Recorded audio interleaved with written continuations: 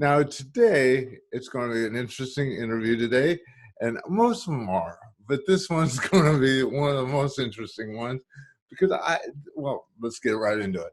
So let me introduce you to Olivia. And right now, this is Olivia. She's outside in front of her house because she gets the best reception there.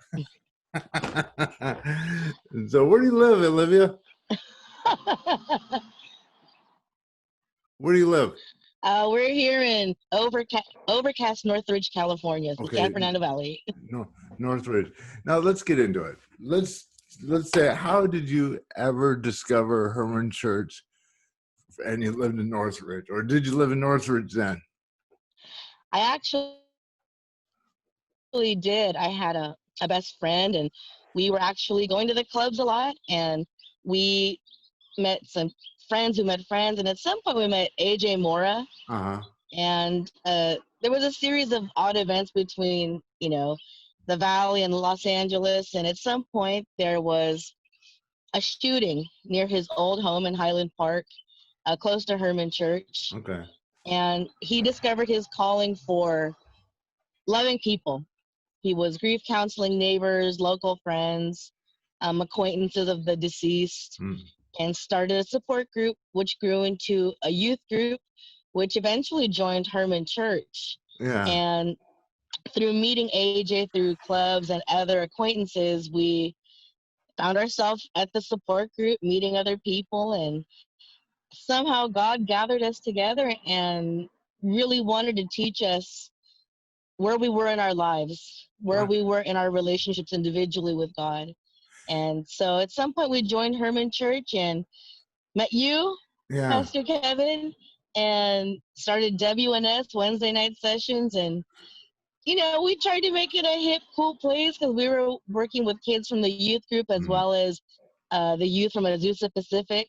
Okay. And it was a growing moment for the youth in that area. Because you were part of the leadership then too, what I believe, because it was really AJ and I kind of did the leading of it, but we kind of worked with teams of people because I think we had up to 205 people there on Sundays.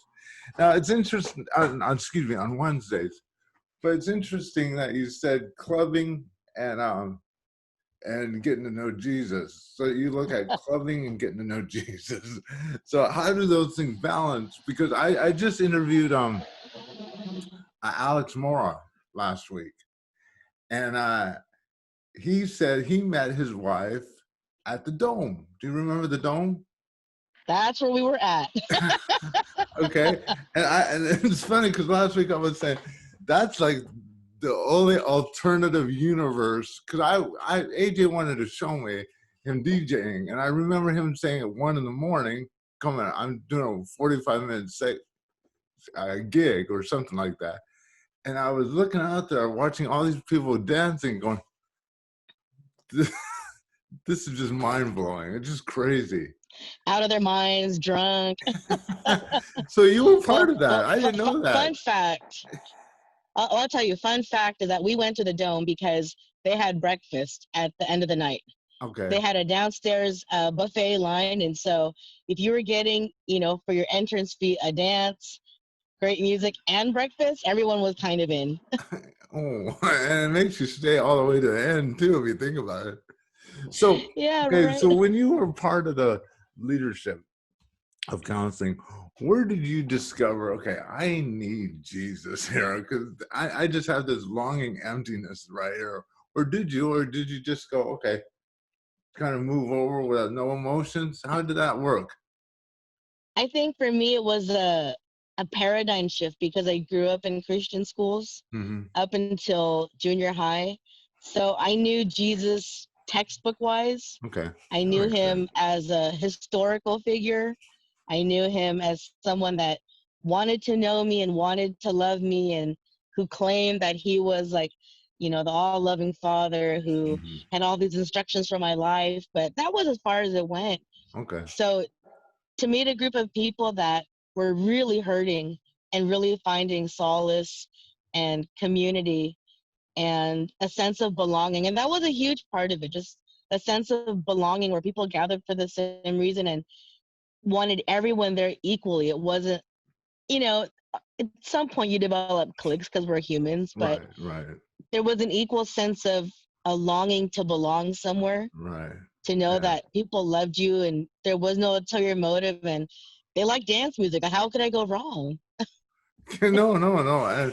And the thing is, it's interesting if you think about this, that we in the WNS had a dance team that Yeah, broke into a dance at the beginning of the WNS. So anyway, it was almost like a nightclub for Christians, you know, because we used yeah, to yeah, kind of decorated that fellowship hall into a nightclub, thinking pretty uh, much. that was funny. Except So for when we played poop deck, main deck, quarter deck. do you really? That's funny, isn't it? Food deck, main deck, core deck. Oh yeah, we did some stupid stuff. Or the other dumb one was AJ's thing was hide the belt. Do you remember that one? I think we need to bring it back. Pretty fun. Because hide the belt was everyone was looking for the belt. You know, would run and find the belt, and then the person that would find the belt would go smacking everybody with his belt before they even got to the point that was safe. That's called living out your childhood trauma, you know? Someone that's, chasing you with a belt. that's true. Yeah, let's pull out daddy, you know, issues. You know, when you're we were bad. We were bad. That's funny. So Yeah, and then we were finding our feet, you know? yeah, and it's interesting because I was a few years ago. I was kind of just thinking, man, it would have been nice to have a WNS 20th anniversary, you know, because it was 20 Yeah. years that ago that we were at WNS was going on. So Wednesday night session, it was really cool. It was a good part of time of my life. I want to say we're closing in on 30 years. Well, you know what? Yeah, I think we started in 19 because I got divorced from my first wife in 1995. So I think, yeah, it could have been at the beginning, Okay, at 25. least, yeah, 2006 or 2000, yeah, two, 2026. Maybe it will be the 30th anniversary. So tell us, okay, so you were meeting Jesus, you got to know Jesus, you got to go to WNS. You were in this crazy relationship too, if I believe, back then too. That wasn't healthy, and Right? you, and so I just remember you after you got to know him, you just discovered, okay, I am somebody. I'm valuing who I am now, and I don't Yeah. need to put up with this. And I was very impressed with you, Olivia, back then, because it was almost, I'm worth more. You know, it's the point. I'm worth, I don't need to put up with this stuff. Is that something that You, happened in you? you can be impressed with the Holy Spirit. Okay. And You so, know, sometimes we're just fumbling through the motions. And at the time of WNS, I'd been kicked out of my house, and I mhm, was bouncing, and it was getting kicked out and leaving on volition, and mhm, not feeling a sense of value where I lived at the time. And at, you know, our church community is a funny community because there's people that have church hopped mhm. and have kind of followed each other through different churches. And so I met several people like Peggy Burns, Okay, yeah, I the remember her. Fosters, you know. So between friends and them, you know, I was in a tumultuous relationship because I met someone in church, you know, that I thought would be like, oh, this is great. We both go to church and this should not be so hard. We're, you know, quote unquote, equally yoked. And then I find out he's a little nutty. So he Yeah, had different ideas of what it meant to be a Christian and had unresolved personal issues. So we were both working on personal issues. So it was self destructive. But yeah, I did find my worth, and I knew that I had a higher calling in the sense that there was something swelling in my heart because during the course of WNS, I was pulled into the worship team, and I'm like, I don't sing. you know, because people think you sing and you're like, no, no, no, no, I sing, I don't sing, you know. And it was these, these songs that I thought were kind of goofy, and then I fell in love with worship because when people ask you to pray for the very first time and you're growing up in your Christian walk, you're like, I don't know what to say. I don't Right, know. I mean, sure, I can default to the Our Father, right. but worship was a way to learn how to speak to God with Oh, these that's songs cool. that stuck in your head. Mhm, And they became a way to worship and to meditate by singing these songs, and not to go in a trance or anything, hokey pokey, but mhm, just to see all these different ways to say, I love you, I mhm. acknowledge you, thank you, you are God, I am not, and Right, I trust in you. right. And so that brought me to a deeper place. Mhm. So WNS introduced me to worship, and at some point I was roped into the worship team at Herman. No Wow. idea what I was doing. I had no idea. I had never really met the members of Herman Church, Mhm. so to be singing with them, it was kind of awkward. It's like showing up at your friend's house and singing in a family group. You're like, hi, hi, hi. And so then your faith was starting to be built up. Then you broke up with this gentleman, and then you were in a good place. And then all of a sudden, can you explain to me what happened Christmas Day of many years ago? Uh, you know, so 2008, Christmas Day, I was going to work, and I was walking to a bus stop around 5 in the morning. And, let me preface it by saying about 6 to 8 months prior, I had gotten into a car accident where I was at fault for a Mhm. DUI.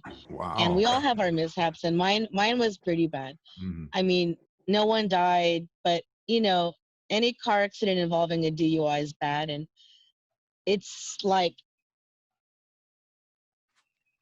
God said, this is where I need you to have a turning point, because it was the only way he could get my attention. I was working 3 jobs, and I was tired, and I wasn't Mhm. really living a life that was going anywhere. It was like running in a hamster wheel, Right. and I was at the time working at a dance studio, and I was working at a financial company, and I Mhm. was working at the job that I still have today as a pharmacy technician. Mhm. But, one night, oddly enough, my friend's husband, who just passed away, God rest his soul, he was the person I was meeting that night, because my best friend said, I met this really great guy. I want you to meet him. And I was really hesitant because I had been up for 16 hours and Mhm. I had not eaten.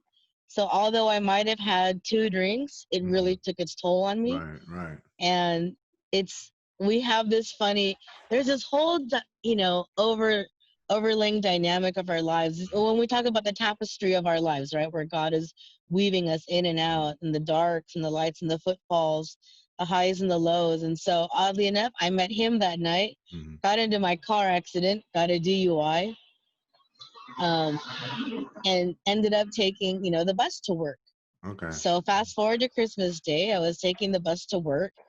And, we live on a really wide street. It's not hard to see oncoming cars, but it was the perfect storm of circumstances. I had an umbrella because it was drizzling. Mhm. It was night.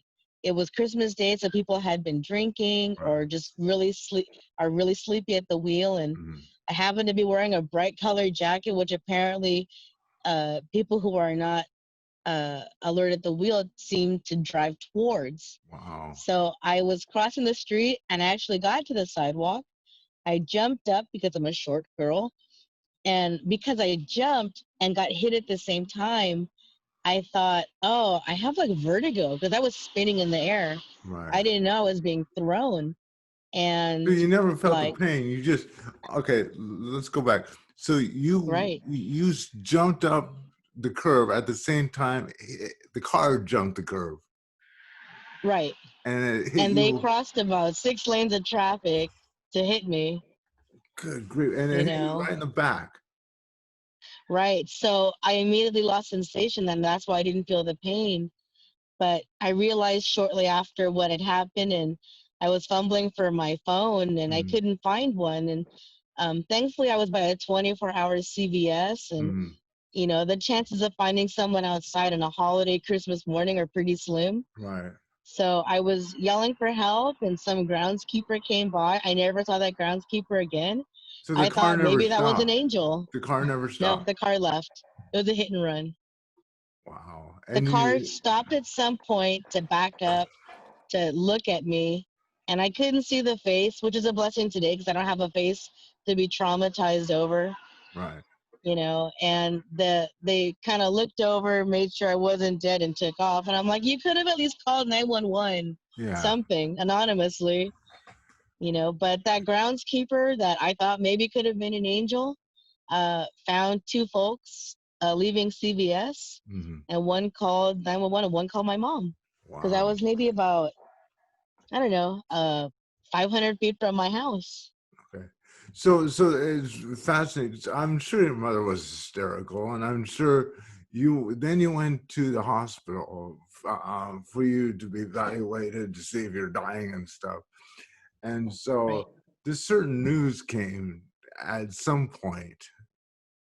What was that news? Well, it's a traumatic case, and I knew what had happened to me. I knew it was a spinal cord injury, Okay. and most likely a severed spinal cord because I had no sensation.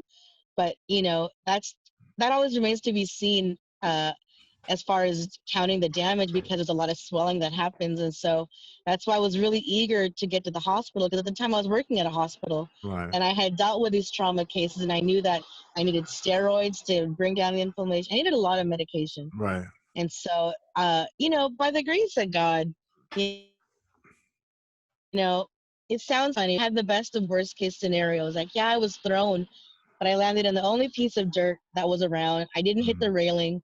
I Hmm. didn't have any other internal injuries.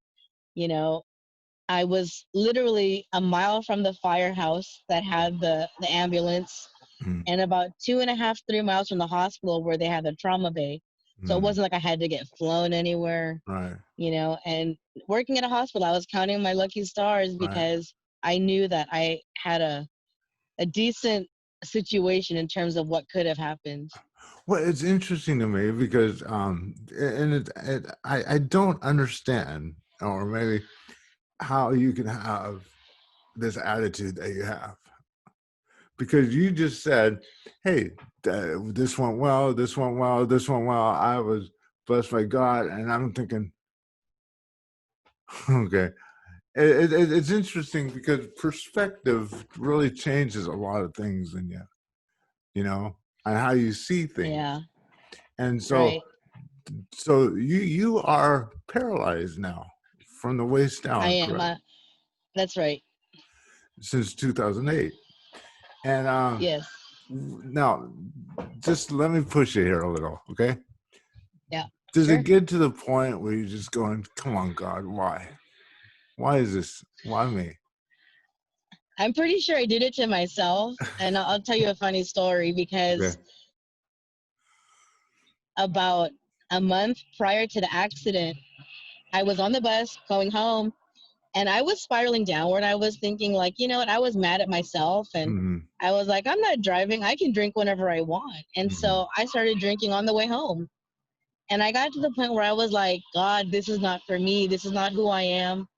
And I literally made, like, I'm forever haunted by that movie, Evan Almighty, because, it says, if you ask for something, be ready for God to not just give it to you, but to give you the opportunity to be that. Mm-hmm. Like, if you ask for patience, He's not going to make you patient. He's going to give you the opportunity to be patient. Right. So, about a month prior, I was in the bus home, and I said, God, take me wherever you want to take me. I'm yours. I am not living the life you want for me. I Right. said, if you want me to sell Tupperware in Africa, I'll sell Tupperware in Africa. We're in You know, Africa. I was brought up on the movie Airplane, so there's a part where they're selling Rubbermaid in Africa, you know, That's and funny. I thought, and I was laughing at myself too, and I said, God, and I uttered those words that said, whatever you want me to do, I will do. Wow. And He fast tracked me through the accident. So, wow, and that's a great So idea. my first response was, are you kidding me? I wasn't mad, but I was like, it Right. had to be like this, you know? Boy. It's So interesting. I'm gonna go a little more inside because we've got a helicopter. Okay, it's interesting that you and I talked last night, and we were talking about. I just got the biggest laugh out of this, but things that people say to people in wheelchairs. That's what you should write. Oh yeah. And so and that's where I got to the point. Are you serious? Someone said that. Tell us that little thing in the elevator. Uh, what Oh happened yeah. I to mean, we get all the funny jokes about being speedy. Like even one time I went to a Halloween gathering and they're like, a vampire came up and he's like, "Oh, Meals on Wheels," you know. And then someone called me I forgot what they called me. Anyways, but yeah, I was in an elevator one time and this is not the first time someone has said, "Man, I would love to have a chair right now. My leg is killing me." And I told that woman, I was like, well, go stand outside in the middle of the road, and I guarantee you, you will get this chair 100%, you know. And I went on to explain about, real briefly, like all the fun things that come with paralysis, like, yeah, your body's not going to work anymore, and you're not going to be able to reach anything, and you're going to have to redo your whole life. So, that's a Yes. good trade off for you. I know it's just some people just go, "Are you serious? You're Right. envying someone in a wheelchair. You're wishing oh, you're lucky because I have a sore leg. Do you just want to go? I At get, least your leg is right. sore, you know." Right. Well, I gave her the nice answer because I have some friends who will say something like, "Well, go break your effing neck and you'll be fine." You know, and people just kind of get shocked. I'm like, "Don't be shocked. It's a reality. We can be honest. We're friends, right?" No, it's just so okay. Going back, and I've noticed in the last couple of times that I've done these interviews, I always say the word "so," and I gotta stop saying that. So yeah, there it goes again. Think of different ones. That's true. Okay, so see, I did it again. If you were, I know, if you were, tell us about this, your depth with God now, because it's almost to the point for me thinking, okay, you've been through this, God's doing it. If you look back at the WNS days and all the way forward, do you think Jesus has been walking through this with you? Absolutely. Okay. Absolutely. You know, I spent about 3.5 months in rehab, and you're forced to take a very close look at your life. Mm-hmm. You've got time. You're staring at a ceiling all day. Mm-hmm. So if they're not torturing you at physical therapy, you've got time to think about stuff. And I, I had a therapist that visited me once a week in my room and said, "How come you've never cried?" Mm-hmm. And I was like, "Am I supposed to?" And they're like, "Well, it's a healthy part of acceptance." And there's that whole Kubler-Ross model of acceptance, anger, bargaining, and so on until you get to acceptance. And I realized you'll be doing that for the rest of your life. You'll be asking for, "Hey, God, if I do this, will you let me walk? Or can I get that miracle? Or I'm really mad today." But, Mm-hmm. one thing was I never felt that anger of why me, because again, I thought I had asked for it. But I found a deeper sense of who I was and who I was with God, because there was a time when a chaplain visited me, and he was a Christian chaplain, and he he was really bizarre because he said something like, you know, "Oh, you're a believer. Well, you tell God that you're not leaving this hospital until you walk out of here." And you tell him, I was listening to this man, and I said, "I don't think God takes kindly to threats. Okay. You know, It's so God is interesting. God." Yeah. It's so interesting that you say that because it's almost to the point of saying, Olivia, you have to have more faith, and if you have more faith and live by faith, you can get up and walk. Well, and that's where he threw me for a loop for a Mhm, good week or so because I thought, you know, am I not able to walk because I didn't have that conversation with God? mhm, Several people had offered to take me to healing services, and I was like, no, I wasn't ready to be out of the hospital. I wasn't ready to be with people. mhm, And I felt like they were forcing me to go. And I was like, does it mean I'm not faithful because I said no? yeah, And so I had a real self crisis at that moment because I was like, am I doing it wrong? right, And there's no way, looking back, mhm, there's no way to know whether it was right or wrong, but to know that God was there regardless. yeah.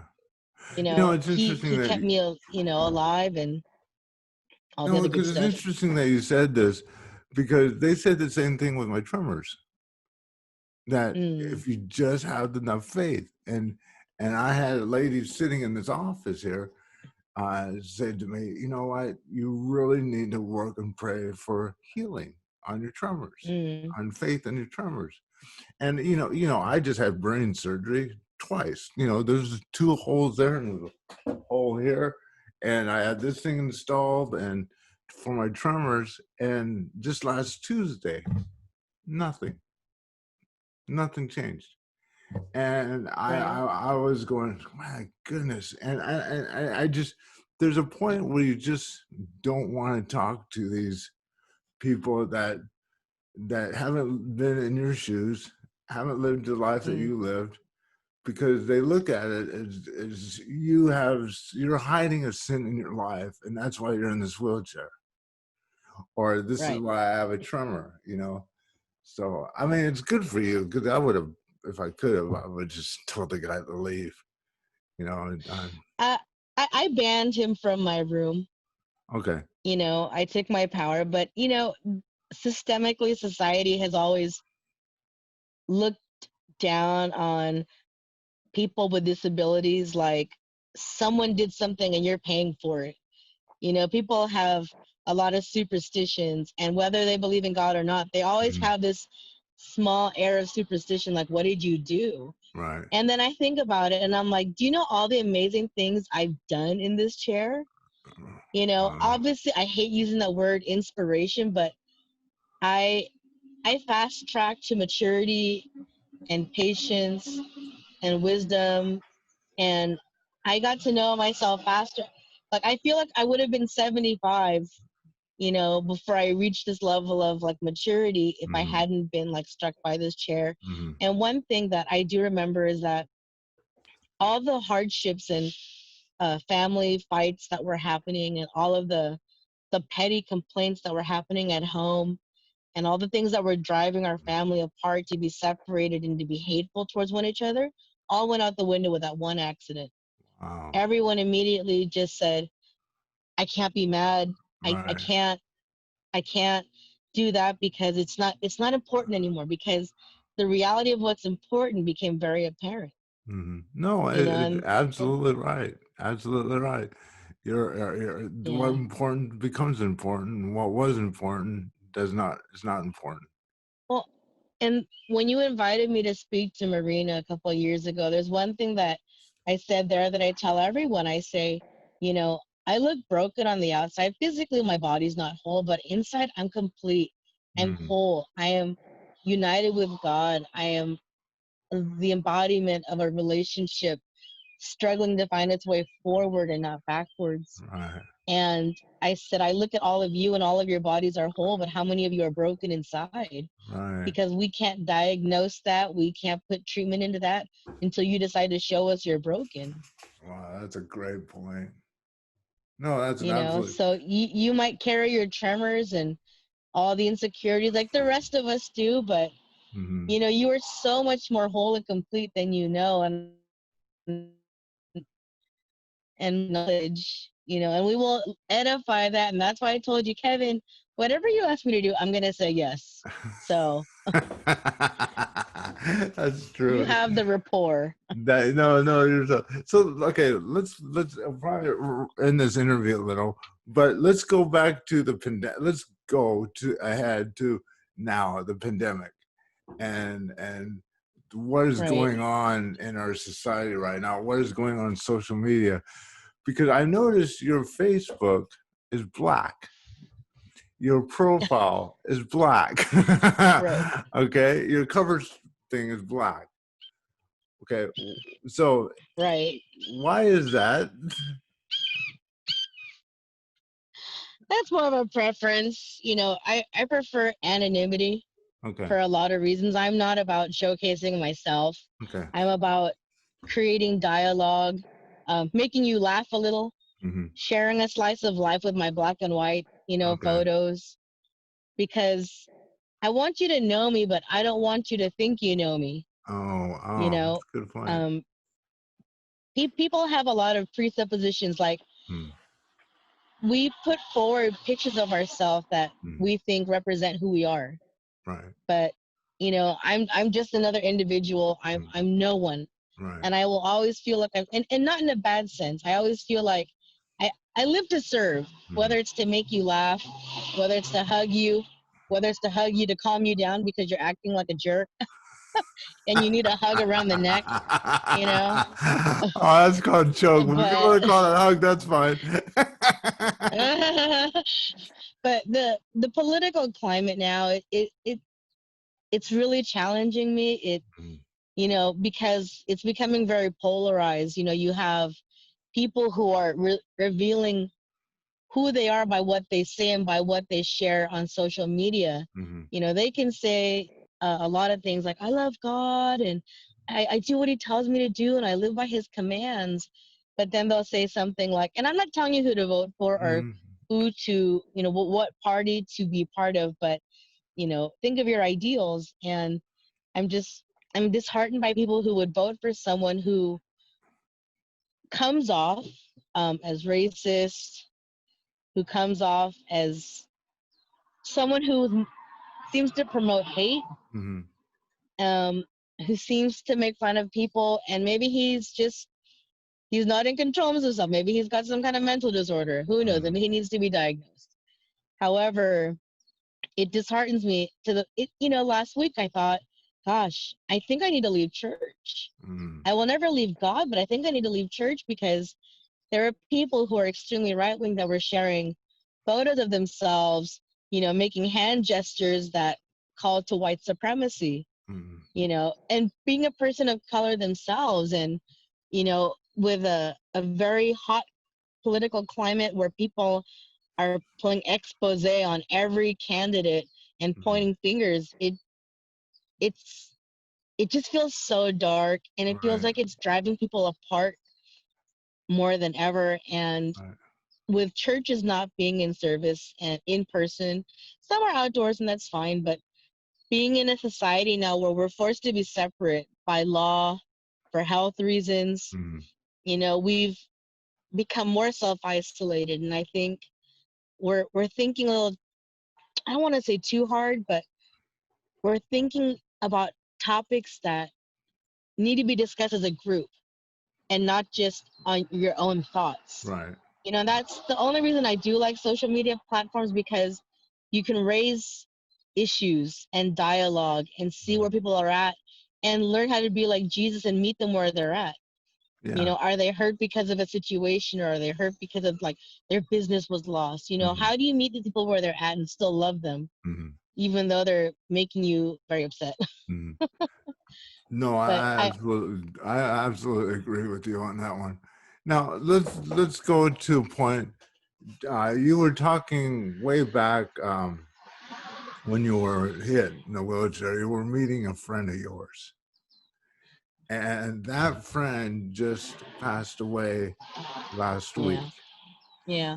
So, how did he pass away? And So he eventually married my friend, and they have two beautiful children. okay, He was an avid sports fanatic. He wrote for the NFL. okay, He started the NFL media room right, with a bunch of people. He wrote for Yahoo Sports, and he was an all-around bright light, well-written individual who really loved people. Right. And because of these sports, he was usually outdoors and ended up with melanoma, skin cancer. Wow. He had a mole in the back of his neck, which grew tremendously. And the first time they dealt with it, they were able to remove the tumor and get the lymph nodes that it was attached to. And he was cancer free for about a year or two, but then it came back and it was aggressive. It had spread to his intestines. It had spread to, sorry, my niece is coming out. It had spread to his lungs eventually. And he, although he put up a good fight, he lost his battle last week, Monday night appropriately, because he was a football fanatic. Right. Oh. And, to the end, he knew God was with him. Right. He knew that. So to come full circle, to get to know him and then get to know him as a human and a father and a husband, and to become really good friends that celebrated life with him, to saying goodbye. Right. It's troublesome, but in all of that, when you've walked with God long enough, you know that it's an opportunity to come closer together.